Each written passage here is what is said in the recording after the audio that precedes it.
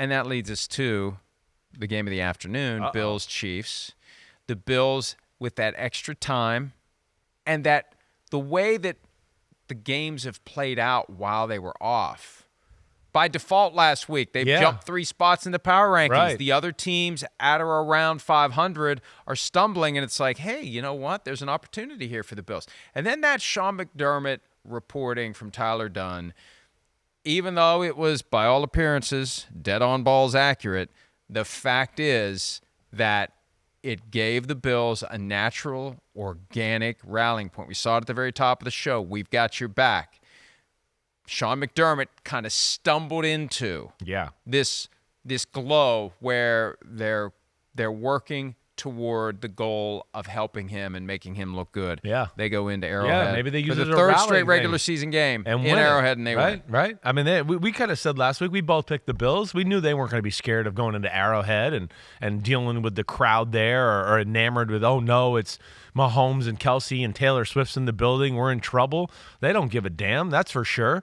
You know, and really controlled the game early on in the football game, right? They were up 14-0. They were kind of driving, and you were going, oh, my gosh. I mean, are they about to go up 3 scores on Kansas City? And Josh Allen throws a bad interception. The ones where we go, gosh, why'd he do that? Come on, Josh Allen, you're better than that.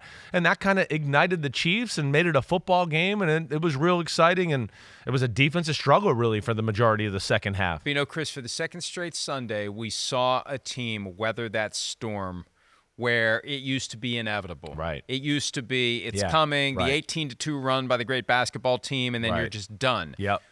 Up 14-0, the Bills were, and we're going to find that.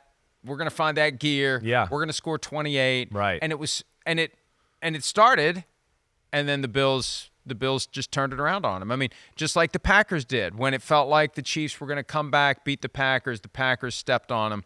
And that's the biggest problem I think the Chiefs have now. The magic isn't gone. Yeah. Their offense like they're grasping for it. They can't will their way back to the team that they've been. I agreed. I think there's frustration there. I think that's part of the reason we heard them kind of pop off last night, right? You know, hey, listen, you think about they've lost 5 games. I look at it and go, you know, one of them is a game where you feel like, okay, they were beat. They were beat by the Denver Broncos in Denver. There's no excuses. There's nothing that can be said. You look at their other losses, right?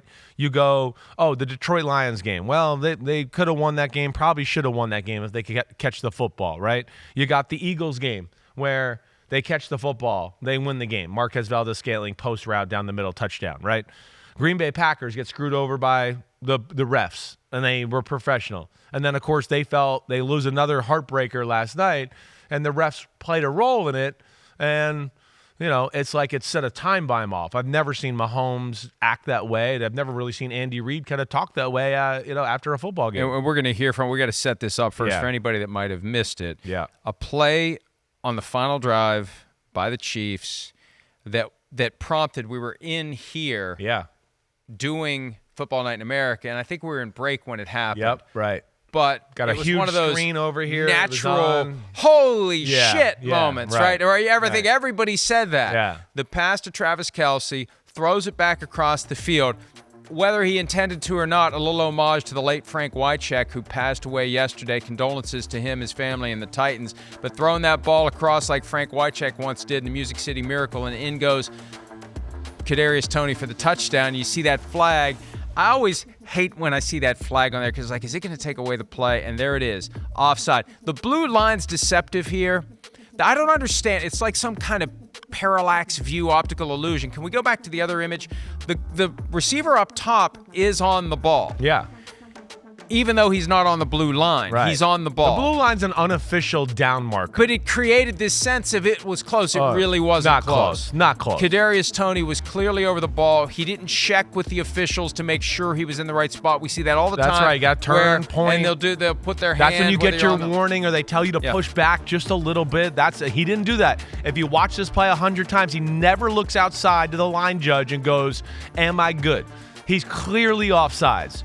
The picture, like you said, doesn't do it justice. The ball is behind the blue line significantly. If you're looking for the ball right now, the reason you can't see it is it's because it's behind Kadarius Toney's head. That's how offsides he is. And the receiver at the top is lined up on the ball. He's on the line of scrimmage. He's an ex-receiver lined up. Now, there's You know what makes it look worse, too? Right. Look at the tackles. Well, the tackle. They're doing that crap again where they line up in the backfield. Exactly right. A little ridiculous there, but both tackles. Now, what I would like to do, I don't think this play is called like this. I don't think this is an intent. Can we show this? Because I've been all week. I know they have plays like this, but if we could show this play again, and guys, I might ask you to slow down and rewind if we could show. You're saying Kelsey did a little ad-lib I here? think so. But if you watch, because I watched this replay a few times last night, if you guys let it play and get to the point where Kelsey starts to throw it to Toney, Toney runs an out route over here. Right? Look at Toney in the bottom of the screen right now. First off, watch this. He's going to look down. Look at him. He's looking down right now at his jersey. Did you see him? Yeah. That's not a guy that was going, wait, the lateral's coming. This is a set-up play. This is something we've seen Kelsey do in the past where he's played so much football and he's so calm in the chaos that he can see guys and just goes, wait, they're all converging on me. I see my guy over there. He's behind me. I'm going to throw it to him. I'm a great athlete. That takes some nerve to throw it to Chubbs, when you're dating Travis Kelce, I mean, Taylor Swift. Taylor Swift. You got guts. Yeah. That's what you do. You got some nerve. But I mean, you called him Chubbs after the first game of the season. Chubbs Toney, right? The wooden hand from Happy Gilmore. It's all in the hips. It's all in the hips. But yeah, I mean, he could have dropped that. It could have been a disaster, although it ultimately was a disaster because the whole thing was nullified because Chubbs was lined up offside. Wasn't even close. Yeah, and that's what made the reaction to it. I think so, too. Because here's what happened. Yeah. We're in here trying to do a show, and the game's overlapping into the show, and we know nobody's watching Football Night in America. Yeah, we're all going, well, nobody's watching. Because we're all trying to watch Bills Chiefs while we're doing the damn show. But at the same time, people still do watch. We're just having some fun. But as the game ends, 4th and 15, right? Patrick Mahomes throws the ball. He's hit while he's throwing it. The ball lands between a couple of guys, and he's very upset after that. Yeah. And it's like, what's he upset about? What's he upset about? I started trying to get in touch with people. Like, what was he upset about after that? Like, did something happen on that play? Did he think there was interference? Did he think he got roughed? Like, what's he upset about? And the team said, no, he was still upset about the offside call. Right. That's what he was upset about. And you see him ripping off the helmet. You see him, like, being restrained on the sideline. We've never seen him like that. Never. And it was all because of the offside penalty on Kadarius Toney. There he is. Yeah, he won, and then that isn't just hold me back. No, he's literally legit. Trying to get through. No doubt. He's trying to get to the official because he believes win was taken away from the Kansas City Chiefs by a call that he's never seen before. Yeah, it's rare. Doesn't happen. It's a rare call. But it's not rare this year. And that's where I think there's got to be some context to this situation.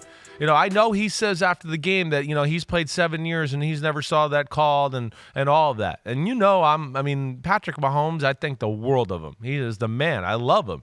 I think he's wrong on this one. This has been a point of emphasis this year by the NFL. Because of the tush-push, right?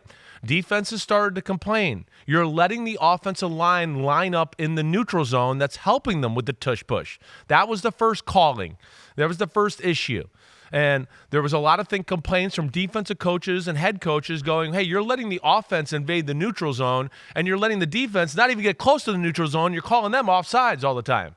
So that's where it started. We've had a number of those called this year. There was one called in the game last night.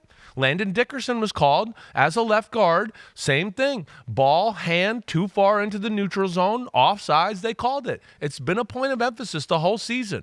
And could Toney, you know, that's one where, you know, like we said, it's on him to check to the ref there a little bit and see if I'm on, let alone you see the ball and you know you're close, just back up a little bit. And I'm not suggesting that this was Patrick Mahomes' obligation, but he is in a position where he could have looked to 19 and realized, you know, this guy has made a few mistakes, mental errors from time to time, doesn't quite have the awareness. Right. He would not have a 99 awareness rating Definitely on Madden. Not. and he could have noticed maybe he's a little too close. Yeah. And he could motion. Let me watch this guy. He could have just done this. Every just now and then, he as a steps quarterback, back. you got a guy that you got to babysit a little bit. Yeah. Like, hey, this guy's a player, but I just got to make sure, he knows where to line up and he knows exactly what we're doing here. And Toney, and to your point, that's what Devin McCourty said.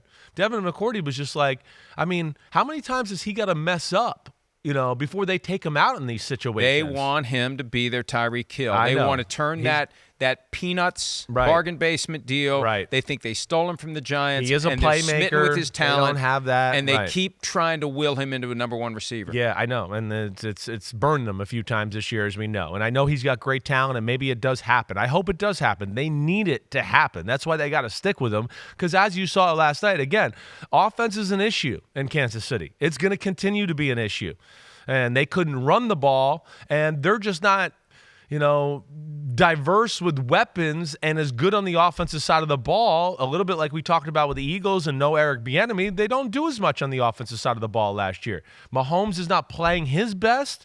He's been, a little down for his standards. And, yeah, I don't think the offense has the same creativity as it did with Bieniemy, let alone I know Bieniemy was kind of the enforcer there, the bad guy within that locker room that got everybody going, wait, I got to be better. I got to play him with more detail. That's what he did there.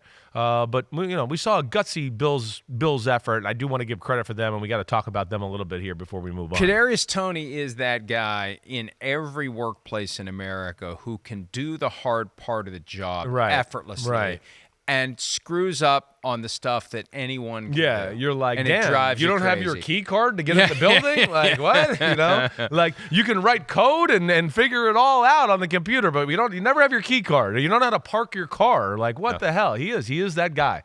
He is. And, the passing game, plays in the passing game continue to be an issue for the Kansas City Chiefs. Very few plays, as I say weekly on my podcast, where Mahomes drops back, takes a 5-step drop, and throws the ball in rhythm, like a surgical offense does, right? And that's what bothers me about their offense. Too much right now is him floating around and, let me wait for somebody to come open. And because I think they're struggling and they're not getting as many big plays, I think it's also affecting him and not taking what's there at times too, and he's trying to maybe force the issue of big plays on himself a little bit. Are you I don't have my key card guy? Are you that guy? Never. Like, I'm literally like the guy that, puts keys and money in the same pocket, and I have my key card in the same area, and I have a little process with everything I do. So I am not that guy. Now, the hard things might be hard for me. Yeah. I keep mine in the same pocket of my bag because I only need it 2 days a week. Yeah. But it's like I never. Yeah, you're like me that way. We're lefties. We have that neurotic part of our brain where we're like on top of that. But let's hit the neurotic. Bills. No, I want us to. We got to play the sound. Oh, Speaking that's of neurotic or whatever it is that that's motivated right. Patrick Mahomes and Andy Reid. Damn. And this is, and I like this because, a lot of people are criticizing them for this because they're acting like babies. That's the excuse. I just like it that it's a human moment. I hear From, you. People who everything has come so easy for them. And I don't take any pleasure in the fact that they're struggling, but they are struggling and they're dealing with it like the rest of us would. You just get to a point where you lose your shit a little bit, even when you shouldn't. Because they're wrong. Right. That's the thing. Before we play this, listen to Patrick Mahomes, listen to Andy Reid, but the bottom line is they're wrong. It was a penalty, but this is the emotion that I think gets directed at it because they feel like nothing that they do is working this year. Here they are. I mean, obviously tough to swallow. I mean, not only for me, but just for football in general. I mean, just to take away greatness like that. I mean, for a guy like Travis to make a play like that, and who knows if we win. But as I know as fans, you want to see the guys on the field decide the game. And that's why last week I didn't say anything about the flag that didn't get called on the Marquez. And so, I mean, they're human, man. They make mistakes. But, I mean, it's every week we're talking about something. It's the call, man. Just in that moment, I mean, it's not even for myself or for me. It's just I know how much everybody puts into this game, and for it to happen on a flag change the outcome of a game in that moment. I mean, I've played 7 years, never had offense all sides called. I mean, that's elementary school. We talk about. I mean, you point to the ref, do all that different type of stuff, and it doesn't get called. And if it does, they warn you. And there was no warning throughout the entire game. And then you wait till there's a minute left in the game to make a call like that. It's tough, man. It's lost for words, man. It's tough because regardless if we win or lose, man, just for it to end with another game and we're talking about the refs, man, it's just not what we want for the NFL and for football. Normally, if it's even close, you get a warning. The head coach gets a warning. I mean, that normally. So I don't know. I didn't have a protractor out there, but it's a bit embarrassing. I've been in the league a long time, and I haven't had one like that. So not where at least for that kind of a position there that it's not given a heads up to. I wonder how they feel this morning when they see their words and they realize that when they see the highlights a little offside. And they go, damn, he was at least like a foot, maybe more on that offsides. I mean, Patrick Mahomes talked about it. It's elementary school. Yeah. You check to see where you are. Yes, your player needed to check to see where he was. Yeah. It is elementary school. Right. We see him do it in high school. Right. That's one of the first things the receiver does when he lines up wide. He looks and checks, and they do the thing with the hand, and they help you out. Tony had no doubts. Yeah. Tony was looked. locked in. He was focused on the ball and the play itself. You're right. And I don't understand Coach Reid, all due respect. They give you a warning if it's even close. Well, it wasn't close. I mean, they have no obligation to save you from blatantly violating the rule. If you're blatantly violating the rule, you blatantly violate the rule. Right. And the last thing I'll say too, Chris, the idea that all this flag takes away a great play, I've never yet heard an official turn on the speaker and say there is no foul on the play. The outcome was too damn awesome. Yeah, right. The flag was in the air before the ball was in the air. It was immediate. Yeah. It wasn't like it was like, oh, whoa, they scored. I should have called that. Let me throw the flag now. It was immediate by the line judge on the bottom of the screen where Kadarius Toney was lined up. I think it's just frustrations from Kansas City. Kansas City's usually, first off, everybody gets mad at the team who wins all the time when they complain about something, right? I mean, everybody used to call the Patriots babies and then be like, well, yeah, they're babies. You're a baby because you're sick of them winning and they're allowed to complain. Same thing for the Chiefs, right? And they're going through a tough time. They're frustrated right now. The Chiefs have lost 3 out of 4. They've lost 4 out of 6, right? That doesn't happen often with the Kansas City Chiefs. In fact, the last time it happened, they went on to win the Super Bowl in 2019. But I think it all comes to an end. And I will say this for Patrick Mahomes, right? Again, I don't know how much they actually got to see that play and got to look at it. I bet you when they got it home, they realized it's a little more egregious than they thought maybe on the football field. I will agree with them, though, that there's too many points this year where we're talking about referees at the end of the football game. Right, he's not wrong about that. He's but right. This is not the but time he's to bring co-opting that. the point. Exactly. He's Agreed. twisting the point Yes. to cover up the fact that it's their fault. Yes. And it's very easy to say, oh, well, it's the officials again. We're talking about the officials. We're talking about the officials. You're talking about the officials. The officials did their jobs. They're not supposed to just allow chaos to reign. Yeah. Now, one of the reasons that people could say, well, why do they care about this technicality? Look at what we see before any given snap. You got guys jerking around and pointing in this. You're supposed to be set. Yeah. You've got the tackles lined up in the backfield, as we said earlier. So they do tolerate a lot of stuff, They all do. in the name of boosting offense. Right. It's odd that they would be sticklers for this because it doesn't boost offense. It does the opposite. But when he's clearly offside, he's clearly offside. What are you supposed to do? And as you said, it's something they've been paying attention to this year. It all flows from the tush push, the brotherly shove, the possibility that guys on the offensive line are going to be offside. So they watch it.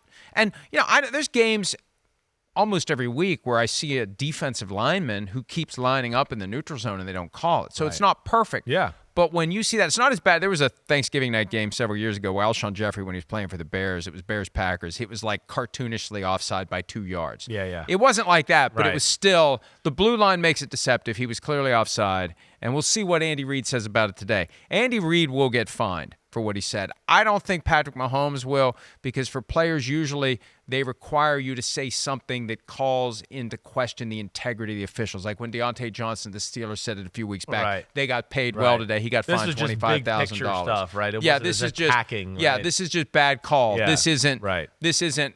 Well, somebody got a check today to call that. Right. And I think they usually, now they might not. They might decide we've had enough. We're dealing with enough crap than being criticized when the call's right. Yeah. We get it all the time when the calls are wrong, and they're wrong all the time.